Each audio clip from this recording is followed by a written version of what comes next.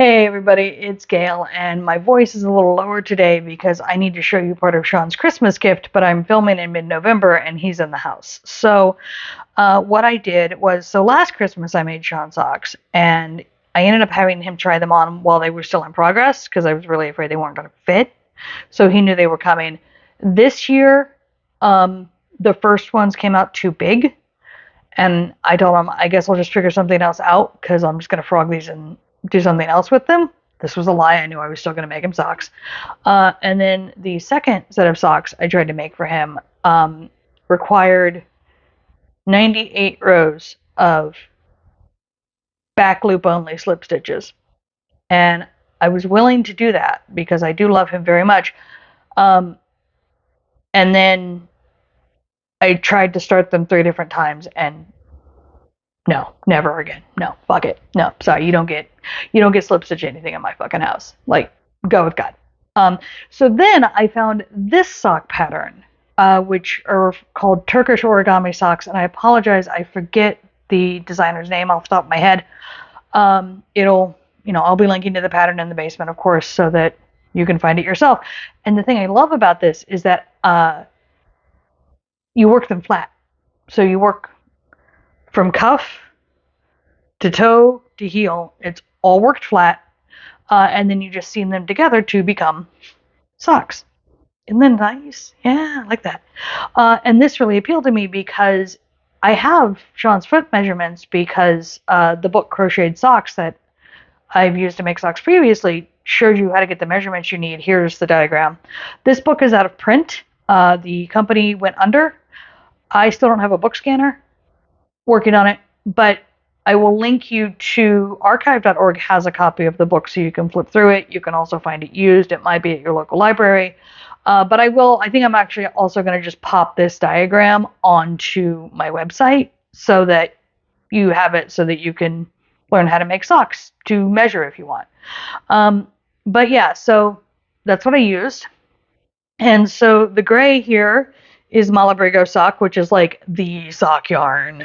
And I can see why. I haven't worked with it before. Beautiful, soft, not cheap, but one skein made 2 size 11 socks. So, pretty good. And yes, I did do the toe and the heel in a different yarn. This is Anderful sock yarn, I think, which is more of a sort of classic wool. Whereas the Malabrigo is a little softer, but I like the colors, and I like the contrast of the woolier wool against the other sock yarn. And then this stitch pattern that the designer uses is just, I know it is girl stitch. She calls it crunch stitch. It's a single crochet, double crochet, single crochet, double crochet across, and then you flip and you go the other way. And it makes this really pretty sort of pebbled look. And so I got them both made, and then I sewed this one up, and I was so excited that it came out so well.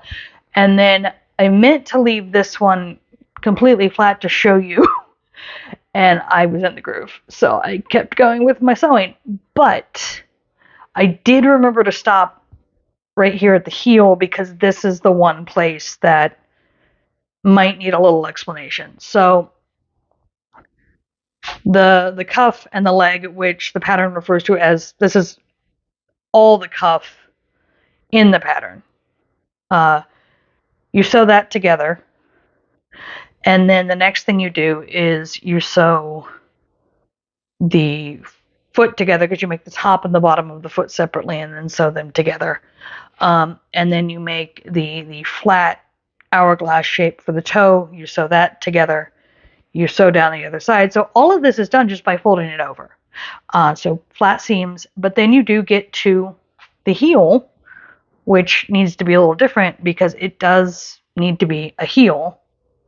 And so to get it to look like that, what you do is you're going to fold it over, and you're going to work the side seam, and you can work both side seams at once or one at a time. I started here, sewed around, and then came up on this one. That's just how I did it. But what you want to do, the really important thing here is with the side seams, what you need to remember is that this row needs to sew into this open piece of seaming here on the cuff. So you get your sides pinned, if not fully sewn, and then get those edges next to each other and just be careful, because what will happen is it's actually a fairly flat seam to sew. It's a little awkward with the shape of the heel, but totally doable, very easy. And the other thing I like about this, now this is a pattern that's all about knowing the measurements you need. And so one of the things I really liked about it was that it does call for a 3.75 millimeter, which is, I believe, an F hook. All the socks I've made previously have called for a 3.5 millimeter, which is a D hook, and I couldn't find my 3.75 when I started this. It finally reappeared. I don't know what happened, but so I used a 3.5, which is a D hook, because I knew that it would work out. And because you're doing this based on measurements you have rather than sort of approximations, a lot of sock patterns, I went through my pattern archive looking at like modern sock patterns, and a lot of them have them listed by shoe size. And so it's a little less precise. The sock will fit. Like, I'm not worried about that. But because this was done based on precise measurements, the fact that I went down a hook size was not a big deal.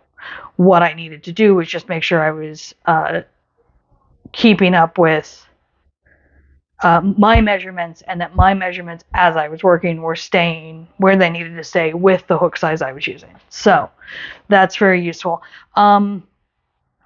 This pattern, I found the pattern easy to understand, and it was fun. It was fun to, make socks in a different way. And honestly, this might be the way I ended up making socks, because this is a pattern with instructions, but also I can take these basic instructions and use whatever stitch I want on any part of the sock, really, and see what happens. Although honestly, I will probably always do just single crochet on toes and heels if I'm not doing long single crochet on heels, because I see that a lot. Like, that's supposed to be really good. I haven't made enough socks yet to have very strong opinions on this, but I have made these, and he doesn't know it yet. I have him convinced that a friend of mine is sending me socks that she found him,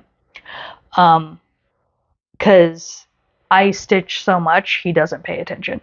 I literally made the man a waistcoat in front of him a couple of years ago, and he had no idea. So I am using that to my advantage, and part of me is like, well, what if it doesn't work next year? It's going to work next year. It's fine. But yeah, so very excited to finish sewing these and getting them wrapped. And because then he's not going to find them. So yeah, good pattern. I'll have it linked in the basement where you can find it.